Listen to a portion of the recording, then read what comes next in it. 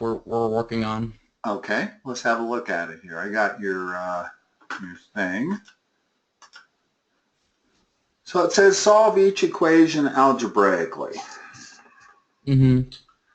Typically, you do not solve exponential equations algebraically. It's Yeah. rare that you can actually do it algebraically. In other words, if Yeah. I told you that 7 was equal to 2 to the x, you would not be able to solve that algebraically. Yeah. You'd have to use logarithms. Yeah. But these are a little different. Notice what's common with the number 16 and 8. They both share Um. a common exponential base, Yeah. not a factor, a base. In other Yeah. words, 16 can be expressed as a 2 to some power. Yeah. So I'm going to write 16 as 2 to the fourth, which is what Mm-hmm. 16 is. And then it has an exponent of, what is that, 3x minus 1? Yep. And then I can write 8 also as a power of 2. And always very important here that you put the parentheses around it Okay. because it matters. Well, it wouldn't have a lot of meaning if I didn't put the parentheses. Actually, it would. If you don't have parentheses around it, then you start top to bottom. In Mm-hmm. other words, if I give you this number right here, like that, Yeah. how big do you think that number is? Well, pretty big, right? This one down here, 3 to the third to the third? Well, that would be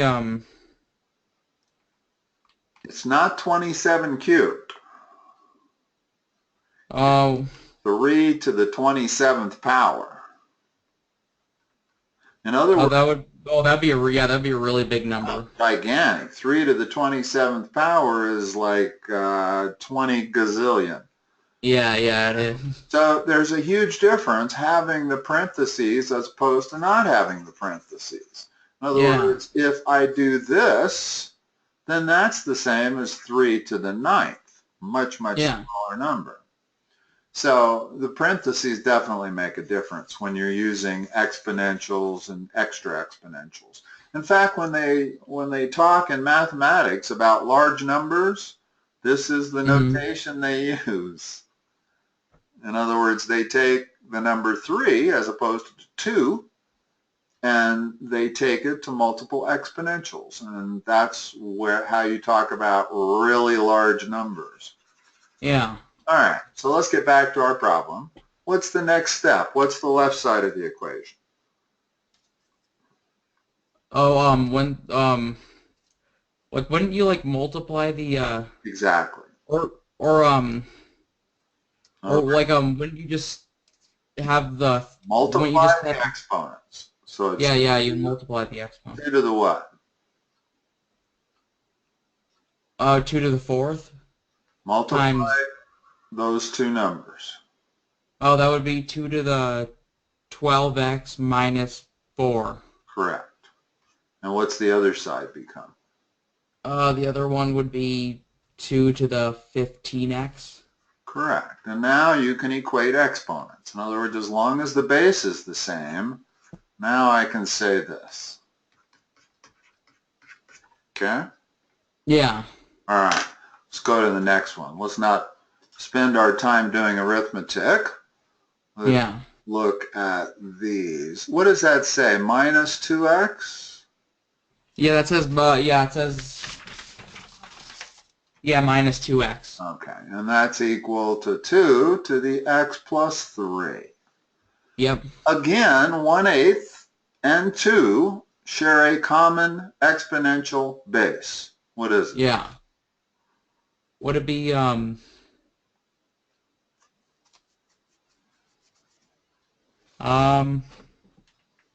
In other words, in the last problem, the common exponential base was 2. yeah.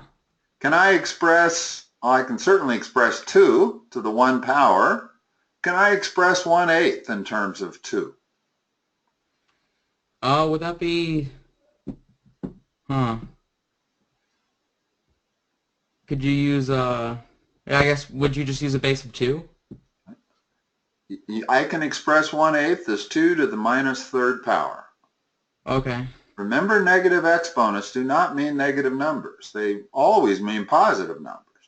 Yeah. But Just they're reciprocal. fraction. So if I wrote 2 to the minus third, that's the same as 1 over 2 to the third. That's 1/8. Again, Yeah. you have to put parentheses around it, but that's the way I'm writing 1/8. Now what can you do on the left? No, you all, yeah, that would just, and then you would just multiply the exponents, right? What's the next line? Yeah.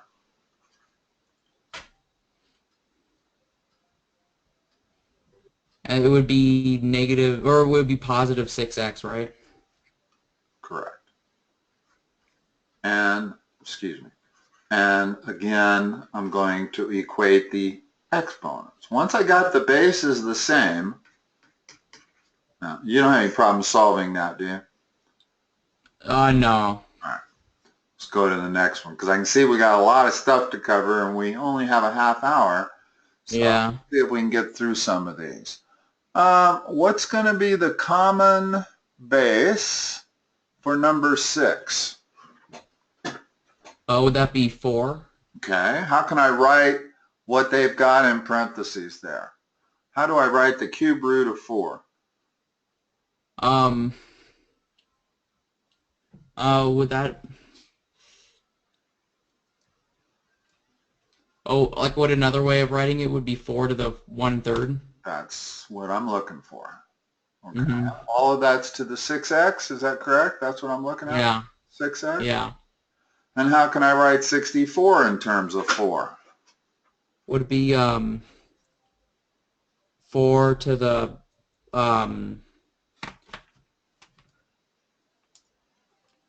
It's either would it be 4 to the third power? it's either 2, 3, or 4, right? Yeah, would it be Not a 4 to the fraction. third power? It's to the third, exactly. And that all has to be taken to the x plus 5. So what's the next line? Multiply the exponents. What's the next line? That's what I want you to do. It would be 4 to the would it be 2x? Okay, it's 4 to the 2x equals what? 4 to the 3x plus 15. Okay, and now next line? Now you can set 2x equal to 3x plus 15. Okay, and then I know you know how to do it from there. All right, let's take a look at some of these word problems. Population is increasing at the rate of 4% per year. Find what the population is after 15 years. Now, there's actually there's 3 different equations that could apply here. Yeah. Let's go over, I don't know if you want to go over all 3 of them, but there's annual,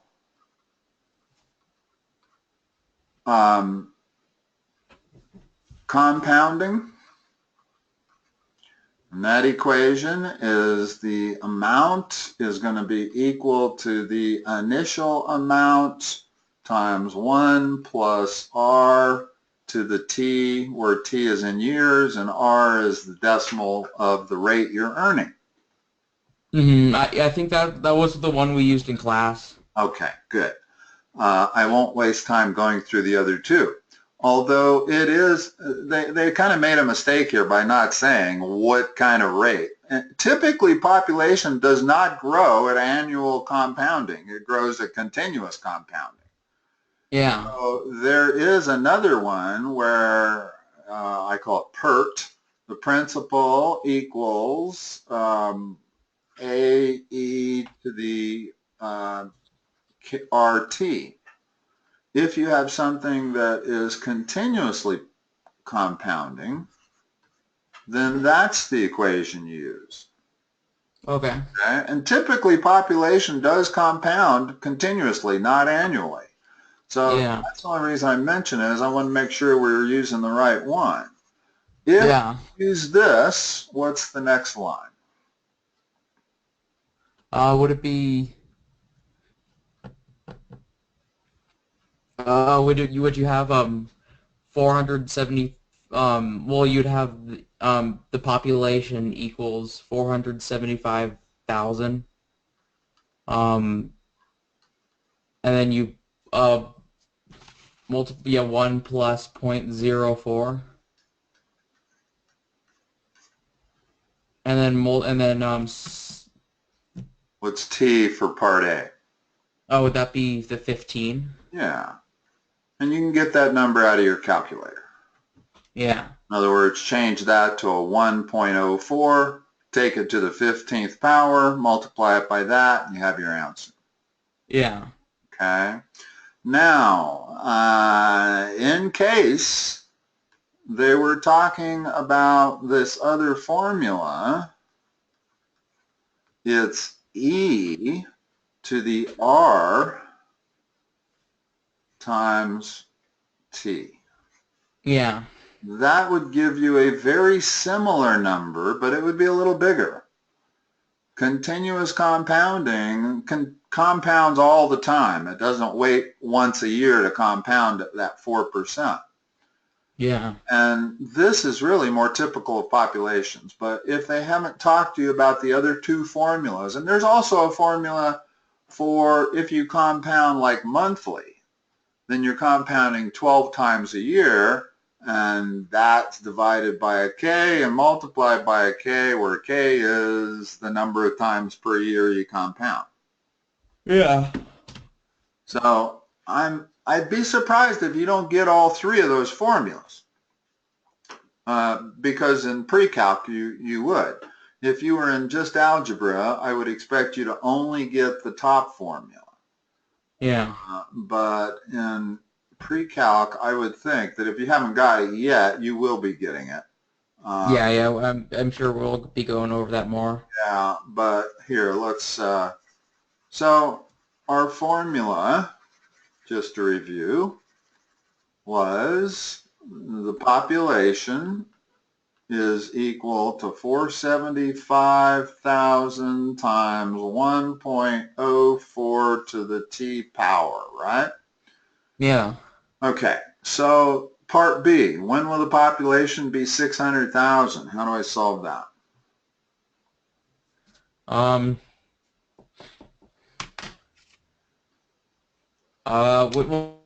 Would you just replace the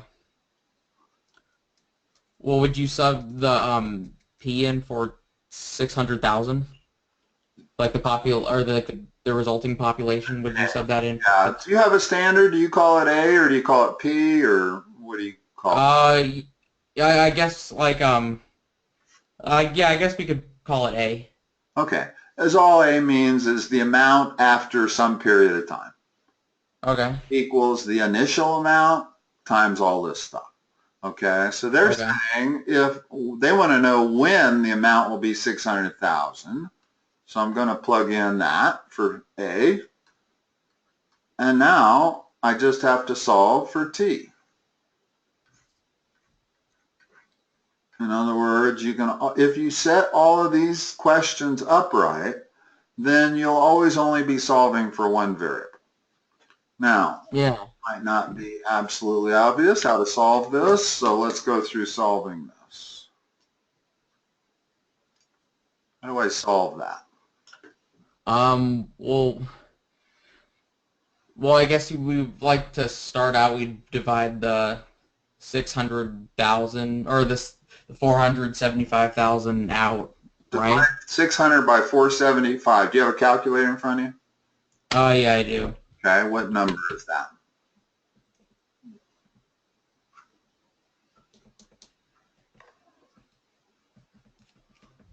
Or you can immediately cross off those three zeros. So you really have, I got 1.26316. what's the rest of it? 316. Do you have instructions anywhere as to how many places to round off to? It doesn't tell you, but I guess we could just round to like the nearest 10, like the like Well, nearest hundredth? you always Or want yeah, to round at the end, not at the beginning. Okay? yeah, oh yeah, I guess yeah, I guess we Not could yeah we midstream. could If you round midstream, you're subject to round-off error. yeah. Okay, so now this is equal to this. Now how do I solve for that? Now this is an exponential equation that cannot be solved algebraically. Yeah. There's no We way would to have to solve use this out. logs. So, What? so what's the next step? Logs? Okay, so what's the next step? What's the next line? Oh, would we do um would it be You're correct. You're going to use logs, but there's lots of logs. What log are you going to use, and what are you going to do with it? would we use like log with a base of like log of 10? Okay, we could use log Uh base 10. In other words, this is an equation like any other, and I'm always allowed to do whatever I want to one side as long as I do it to the other. yeah. If I want to take the log base 10 of the left side, as long as I take the log base 10 of the right, I'm fine. Yeah. Now what? Um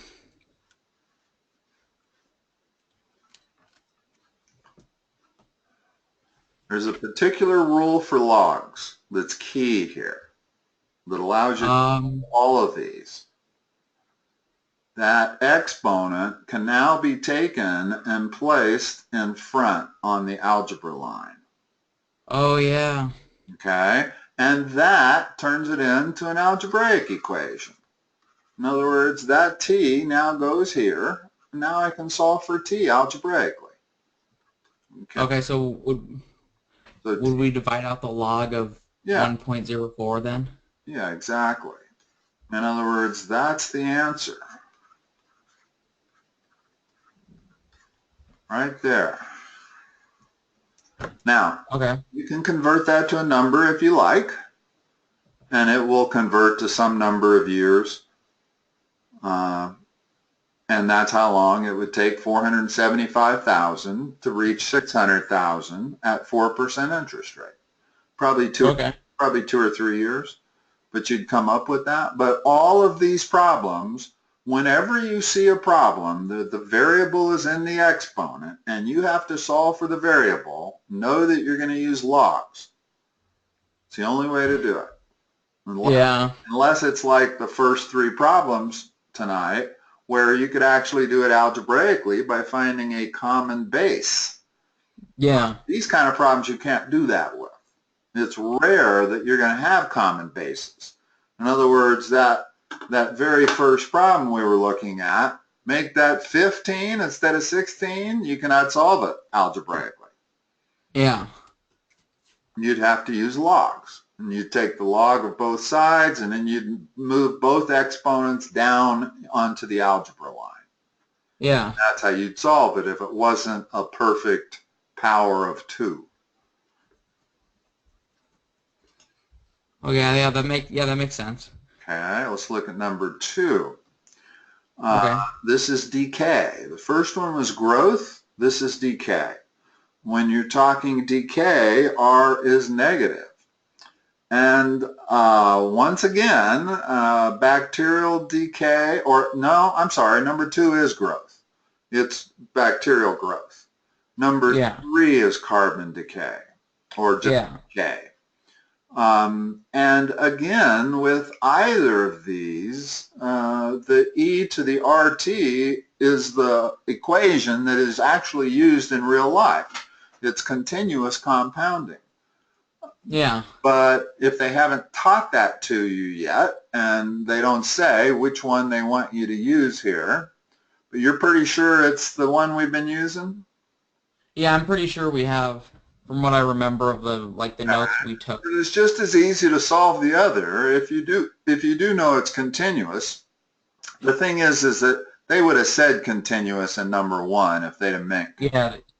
Yeah. Because not everybody would assume that population growth is continuous, but it is. Yeah. Anything that grows or decays based on how much of it is there, that's continuous. You take 20 rabbits and let them increase, they're increasing at continuous compounding. Yeah. Okay. All right. So let's look at number 2. We'll assume that we're using the right formula here. You should always start your math problems off with the general formula. It's just a really good rule to use. Just gives you direction. In other words, I really recommend that no matter whether you're talking geometry, algebra, pre-calc, or calc, start your problems off this way. For one thing, you'll accomplish 2 things. You will memorize this thing in no time flat. And for another is it gets you started. Okay, so the number of bacteria initially in a culture is 2,500 and is observed to double every hour. So how can I write that here? Well, you would sub in the 2,500 in for A, Okay. They don't give and us then R. R is going to be what we're going to have to solve for. Yeah. They do tell us that it doubles every hour. So what is A? What can I write for A? Would you do like 1 times 2? Well, if I start with 2,500 and it doubles, how many do I have at the end of 1 hour? Well, you would have double of that. So 5,000. Oh yeah, 5. And T is 1. Yeah. Okay. Now, that may pop up questions in your mind as to when is T in years and when is it in days and when is it in months? Well, yeah. It can be anything, and it's in whatever you want it to be in. Okay. In other words, if I'd have made it in years, then it would not be doubling in 1 hour. It would be increasing by, the size of the universe in 1 year. In other words, this is a fast-growing bacteria that's doubling every hour. Yeah. So we're going to figure out the rate that it's doubling each hour. Well, that's pretty easy. What's the next line?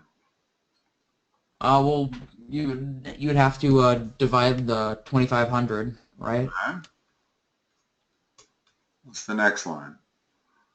Then you would subtract the 1.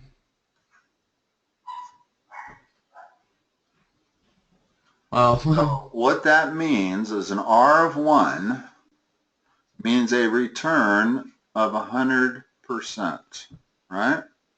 Yeah. If R would have come out to be 0.04, that's a 4% return, as we saw from the first problem. Yeah. The fact that R came out to be 1 means it's growing 100% per hour, which is exactly what it means when you say it's doubling every hour. Okay? So we have our equation, and let me write it like this. There's our equation, okay? And we know what R is. R is 1. Yeah. Okay? So now, how many bacteria are there after 10 hours? So now we don't know what A is. We know that it still started with 2,500. Yeah. Now we have to solve it when T is 10. Yeah. Okay, so that's 2,500 times 2 to the 10th power. Yeah. Approximately 1,000. If you take 2 to the 10th power, I think it's 1,024. Yeah, I think you're on. I'll check it. 512, yeah, 1,024. Yeah. That's not a bad thing to know, that 2 to the 10th power is about 1,000. It's just, you end up in life having a lot of instances where you need to know what 2 to a big power is. Okay? Yeah. So if 2 to the 10th power is about 1,000, what's 2 to the 20th power? Um, that'd probably be, yeah, that'd be like about like 10 or 100,000, A a little over 100,000. million. Here's how I would get 2 to the 20th. That's 2 to the 10th squared. Oh yeah, it would be So that's 1,000 squared. Well, 1,000 times 1,000 is a million. oh yeah, a million. Okay, so 2 to the 10th is 1,000, 2 to the 20th is a million. Okay, so Yeah. you're taking about 1,000, 1,024, multiplying it by 2,500, whatever that is the answer. Okay. Okay, now the third part of this. How long does it take for the bacteria to reach 200,000? Well, that would be the same as when what we did in number one, part B. Correct. We would just sub in the So for A. what's the next thing I want to write? It would be 200,000 is equal to 2,500 times 1 plus 1 Let's just or say 2. 2. And then we don't know T, so we'll have to solve for T. Right. What's the first step for solving it? Divide out 2,500. Okay, let's see. I can take those two zeros off. 25 goes into 2,080 times. Yeah. So I get 80 equals 2 to the t power. And how do I solve that? We could find the common. I guess we could find a common base, No, right? there is no common base. 80 is not a power of 2. Oh. Don't So ever then we would look have to, to. yeah, don't ever look to solve it that way unless it's like this up here. In other words, up Oh, okay. here you can see that 16 and 8 both have a common base of 2, 1/8 and 2 have a common base of 2, and 4 and 64 have a common base of 4. Yeah. But here there's no power. 2 to no power is equal to 80. So you can't solve this algebraically. What's the next step? Okay, so we do it like with logarithms. And you can use any log you want. I'm kind of partial to natural logs. They give you the same answer. There's only 2 keys on your calculator, and that's natural log and common log. Yeah. You'll find when you get to calculus that everything's natural log. So Okay. the sooner you make the adjustment, the better off you'll be. So Okay. now there's a key step. You have to know what to do at this point.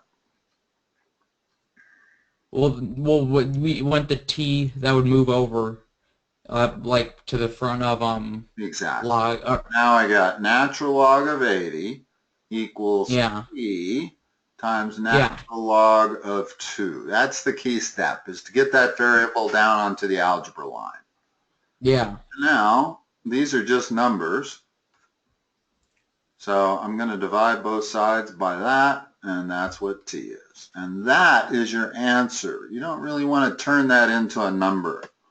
Now, Okay. anytime you turn these into numbers, you're going to be rounding off.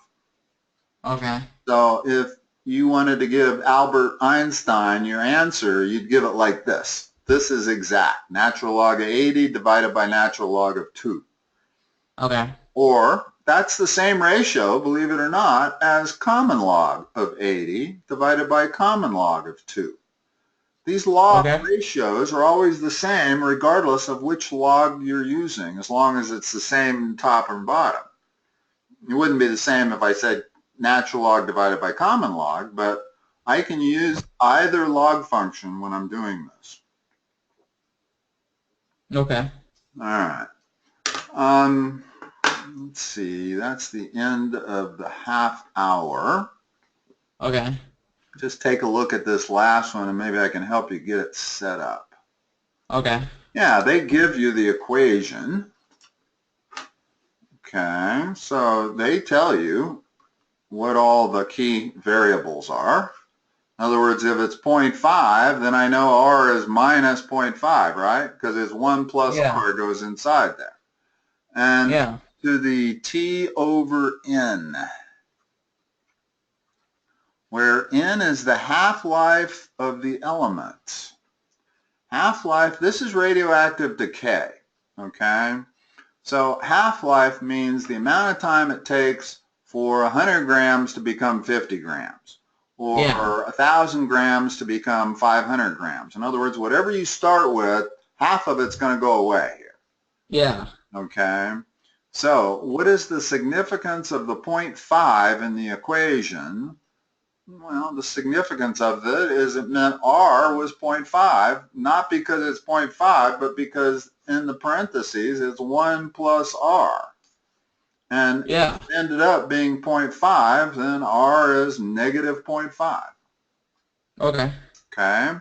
If the half-life is 18 days and there's 5.5 grams of it, how much of the element is left after 52 days? Well, let me just tell you how to solve this. What they're saying is that the initial amount becomes half the amount, and I can write it like that. Okay? Yeah. After 50 or 18 days. So we have 18 over n. And they gave us Okay. an amount, 5.58 grams. So I can put that in there, but you're going to notice something always happens when you have these half-life questions. This doesn't matter what the starting amount is. My first step is going to be to divide both sides by a sub 0, right? Yeah. And that cancels out the a sub zeros. So I end up with 1/2 equals 0.5 to the 18 divided by n. Okay. I can solve that. There's only one variable. It's in the exponent, so I'm going to have to use logs, but you know how to do that. Yeah.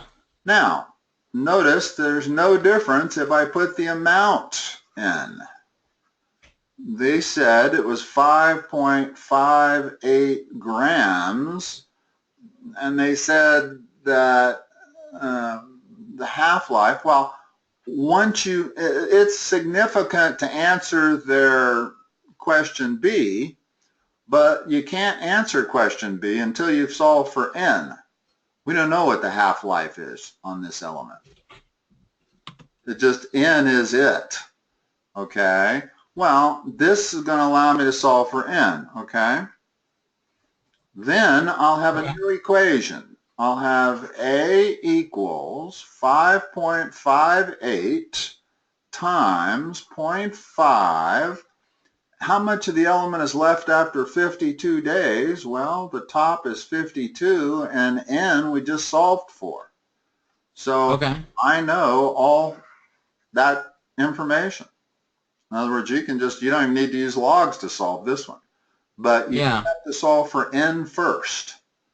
And then that tells you what the variable n is, and then you can work all problems out for this question. Okay. Okay? But that's how decay works. Okay. Okay? And Yeah, I guess, yeah. like I said, if they happen to use this equation,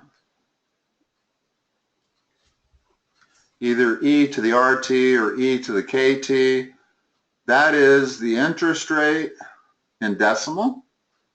Okay. It's not 1 plus the interest rate, it's just the interest rate. In other words, this first problem would become the population is 475,000 times the number e to the 0.04t. That's Okay. how I would solve for population growth using that equation. So Okay. very important that you and this is the equation for continuous compounding, which all three of these problems that they are continuous compounding in real life. Okay. Okay. So it might be you were supposed to use this equation, in which case we did them all wrong, but we did them correct in the method. In other words, you just have, if this was the equation you were supposed to use, then just go back and use this equation and you can still solve for all the variables. Okay. Okay? All right, Peyton, I will let you go. Yeah, yeah, thank you. You're welcome.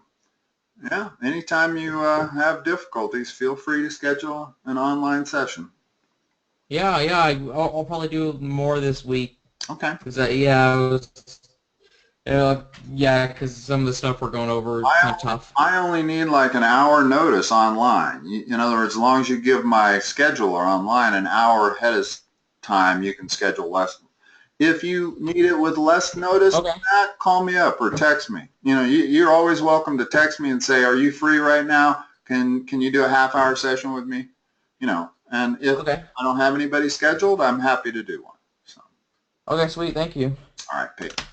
Have a good Yeah, day. bye. Talk to you later. Bye-bye.